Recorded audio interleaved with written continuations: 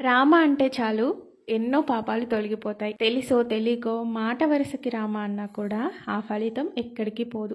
అలాంటి రాముడు జన్మించిన రోజు శ్రీరామనవమి మనకు తొందరలో రాబోతుంది. ఏప్రిల్ 6వ తేదీ ఆదివారం రోజు మనకు శ్రీరామనవమి అవుతుందండి.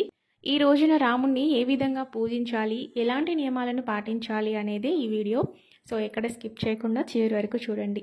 నిత్య పూజలో సీతారాముల వారి ఫోటో ఉన్నట్లయితే అక్కడే పూజ చేసుకోవచ్చు. లేదు అంటే ఈ విధంగా ప్రత్యేకంగా ఒక పీఠాన్ని ఏర్పాటు చేసుకొని పూజించుకోవచ్చు. చైత్ర మాసంలో శుక్లపక్షంలో కర్కాటక లగ్నంలో పునర్వసు నక్షత్రంలో శ్రీరాముడు జన్మించాడు. ఈరోజు చాలా పవిత్రమైన రోజు. ఇంకా సీతారాముల కళ్యాణం జరిగింది కూడా ఈరోజే. రామునికి పట్టాభిషేకం జరిగింది కూడా ఈరోజే. కాబట్టి ఎక్కడ చూసినా రామునికి ఈ రోజులు చాలా విశేషంగా పూజలు జరుగుతాయి. ఈ విధంగా ప్రత్యేకంగా పీఠాన్ని ఏర్పాటు చేసుకొని పూజ చేసుకోవాలనుకునే వాళ్ళైతే రామునికి పట్టాభిషేకం జరిగిన ఫోటో పెట్టుకుంటే చాలా మంచిది. లేదంటే సీతారాముల వారు ఉన్న ఫోటో పెట్టుకున్నా పర్వాలేదు. రామునికి తులసి దళాలంటే చాలా ఇష్టం. సో వీలైతే తులసి దళాలతో పూజించండి. రాముడు అంటే ఎవరో కాదండి, సాక్షాత్తు విష్ణుమూర్తి. విష్ణుమూర్తి 7వ అవతారమే రామావతారం. మానవ అవతారంలో మన భూమి మీదకి వచ్చి మనిషి ఏ విధంగా ఉండాలి, ఎలాంటి ధర్మాన్ని పాటించాలి అనేది మనకు తెలియడం కోసమే రాముని అవతారంలో ఆ విష్ణుమూర్తి అవతరించారు. రాముడు నవమి తిథి రోజు తల్లి గర్భం నుంచి జన్మించాడు. అయితే ఈ చివరి 9 రోజులు అంటే ఉగాది నుంచి శ్రీరామనవమి వరకు ఈ 9 రోజులు వసంత నవరాత్రులు అని అమ్మవారిని పూజిస్తారు. అలాగే రాముడు తల్లి గర్భంలో ఉన్న చివరి 9 రోజులు కాబట్టి రాముణ్ణి కూడా గర్భ నవరాత్రులు అని ఈ 9 రోజులు పూజిస్తారు. ప్రత్యేకంగా భజనలు, పూజలు, కళ్యాణం ఇవన్నీ జరిపిస్తారు.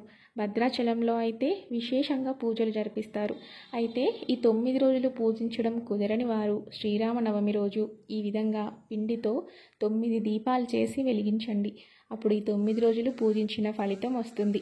రామునికి వడపప్పు, బెల్లం పానకం, చలిమిడి అంటే చాలా ఇష్టం. వీటిపైన తులసి దళం పెట్టి వీటిని స్వామివారికి నైవేద్యంగా సమర్పించండి. తులసి దళాలు కానీ, బిల్వపత్రాలు కానీ, పసుపు రంగు పుష్పాలు కానీ, అక్షితలు కానీ ఇవి వేస్తూ అష్టోత్తరం చదువుతూ స్వామివారిని పూజించండి. మొదటగా గణపతిని పూజించి తరువాత సీతారాములను పూజించండి. ప్రతి విష్ణు సంబంధిత ఆలయాల్లో సీతారాముల కళ్యాణం తప్పకుండా జరిపిస్తారు.